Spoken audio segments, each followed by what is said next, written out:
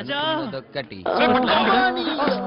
వీడిదంతా plan అనుకుంటున్నాడు. అమ్మో రాజన్న ఏంటి చూడండి సార్, మీ డబ్బా కాలేజ్ నా జీవితాన్ని చేతుల్ని నాశనం చేసింది. ఏమైంది? కష్టపడి చదివాను సార్, పాస్ అవ్వాలని ఎన్నో కలలు కన్నాను. ఇంకా పాఠాలన్నీ నా కళ్ళ ముందే తిరుగుతున్నాయి. అయినా ఏం లాభం? నాకు న్యాయం జరగాలి, లేకపోతే మరణ నిరాహార దీక్షే. అంటే భోజనం చేయకుండా చచ్చిపోతావు అనమాట. ఆ విషయం ముందే చెప్పాలి, మరి దీని ఏమనాలి? సత్యాగ్రహం. సత్యాగ్రహం చేస్తాం. ఇంత క్యాన్సిల్ చేసుకో. ఇప్పుడు ఏం చేయాలనుకుంటున్నావు?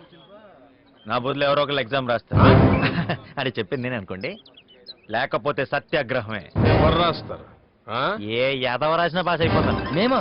మీ గురించి కాదురా, కనబాబు సార్ నువ్వు రాసారా? అది రాస్తాడు. ఓకే, కమిటీని అడిగి చెప్తాను. శ్రీకృష్ణ కమిటీయా? నువ్వేంట్రా ఇందండి చో పక్క నుంచి పొడిచేస్తున్నావు? ఇడెవడో శరత్చంద్ర అంట, నాతో ఎడ్డంట, నీతో ఎడుతారంట. పెట్టు పట్టు. నీ మోహన్ ఏమయ్యా శరత్ చంద్ర, మళ్ళీ షరతుల? కరెక్ట్ గా గెస్ట్ చేసావమ్మా. ఏంటి? నువ్వు ఖాళీలో చేరిన 3 నెలలకి మరో షరతులతో కూడిన సీల్డ్ కవర్ ని ఓపెన్ చేయమన్నారమ్మా మీ తాతగారు. ఇది నువ్వు నాకు చెప్పానమ్మా, మర్చిపోయి ఉంటావు. నువ్వు నాకు ఆస్తి దక్కకుండా నాటకాలు ఆడుతున్నావు అని అర్థమైపోయిందిరా. నేను చంపేస్తాను రా. షటప్ అమ్మా. ఇప్పుడు చెప్పమంటావా, ఫోన్ పెట్టేయమంటావా? చెప్పు. ఏంట్రా అవి? ఈసారి క్షమిస్తున్నానమ్మా. ఈ రోజు నుంచి నువ్వు కాలేజీలో ఎవరి మీద చేతులెత్తడానికి వీల్లేదు. ఎలాగో ఎత్తే పరిస్థితిలో లేను. రెండోదేంటో 7. నువ్వు కాలేజీలో చదివే 3 సంవత్సరాల్లో ఏదో ఒక సంవత్సరం స్టూడెంట్స్ యూనియన్ ప్రెసిడెంట్ అవ్వాలమ్మా.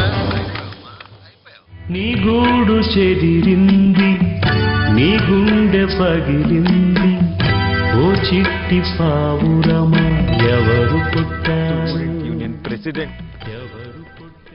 కమిటీ నీ రిక్వెస్ట్ ని పరిశీలించి ఒప్పుకుంది, కానీ నీ ఎగ్జామ్ రాసే అభ్యర్థిని మాత్రం మెయిన్ నిర్ణయం. ఓకే, ఎవరు?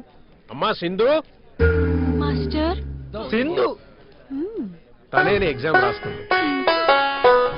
రాయత్ సార్. రాస్తుంది, తనే రాస్తుంది.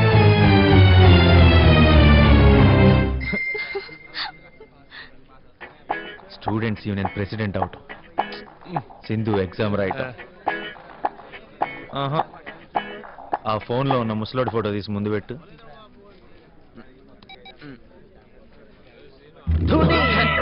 తాత తీసావుగా నా తాత.